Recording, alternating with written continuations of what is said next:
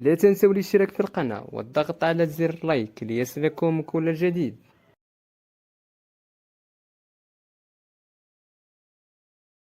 في حديثه مع قناة RMC سبورتس، أبدأ ألكسندر سونغ لاعب المنتخب الكاميروني السابق ثقته بأن المنتخب الكاميروني سيخرج منتصرا من مباراة اليوم أمام المغرب برسم ربع نهائي كأس إفريقيا، قائلا: إنها مباراة رائعة. المغرب بلد جميل، بلد عريق في كرة القدم، يلعبون على أرضهم، كل شيء في صالحهم ولديهم جماهيرهم، ولكن في النهاية إن الكاميرون لسنا خائفين.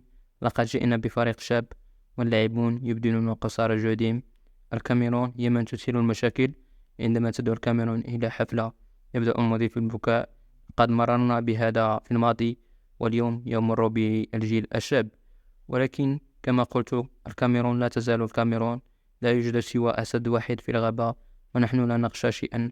لدينا كل شيء لنكسبه، ولاعبون سيبذلون كل ما في وسعهم. سترون معدلنا. أنا واثق، أعلم أننا سنصل إلى هناك وسنفوز بنتيجة هدفين مقابل هدف.